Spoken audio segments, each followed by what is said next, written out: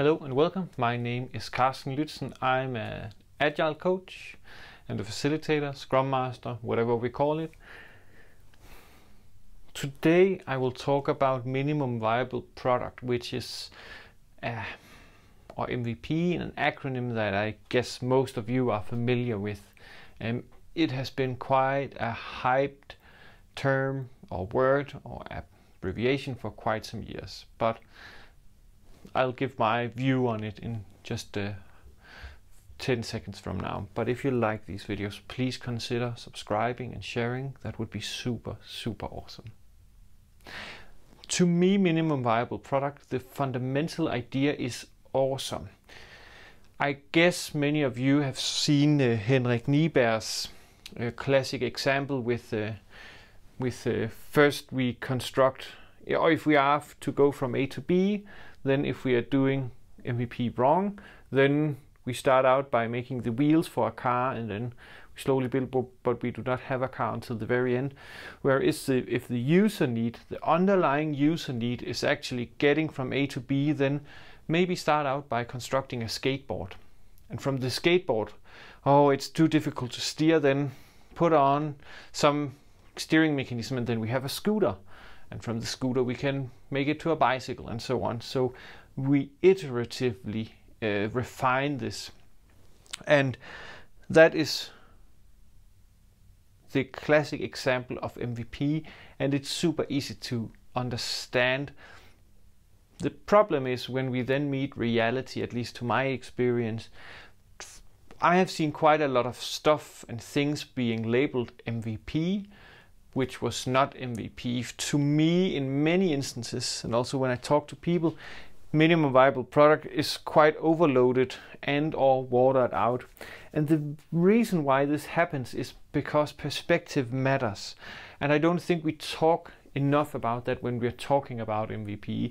So from the technical side, this might be an MVP, but from marketing or whatnot side, something else might be the MVP. So how do we create one source of truth? What is the MVP actually going to be? I think that is where the difficult conversations and prioritizations really lies. Because when we are taking this perspective into account, then all of a sudden who defines and how low actually can we set the bar. So Henrik Nieberg, I met him some years ago, many years actually.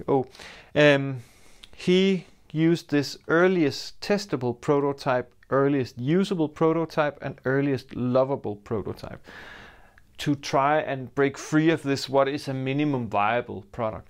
I know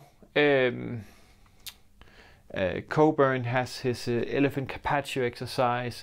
We have Marty Kagan has also done some work on what is the MVP.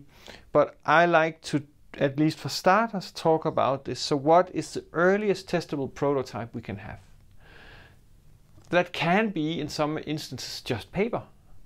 You click this button, super, then I take away this paper and give you this paper instead.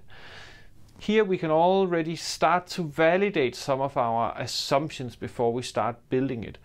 It's not working, it's still just a testable prototype. It's not usable because we cannot use it, it's just testable. And it's definitely not lovable. Testable, there we start to implement something and we can start to use it. And that's also where this prototype word might be wrong. It could also be product. So earliest testable product, earliest usable product, and earliest lovable product. So the usable part, we can use it. It's maybe not a streamlined experience. It's not that really nice user flow, but we can start to use it. We can start to see if we can generate value from it. And from there, we can start to refine the things that actually matters, making it into a lovable prototype or lovable product. But we need to pay attention to these two ones so we don't go for the lovable, so we don't gold plate everything before we put it into the wild.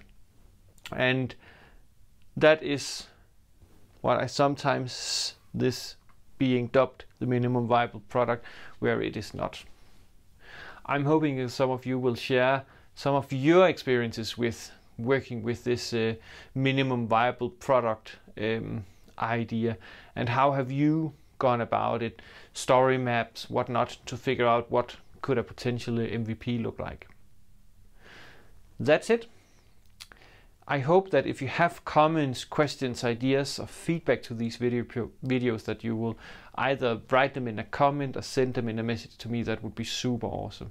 And as always, just reach out to me. That would be cool.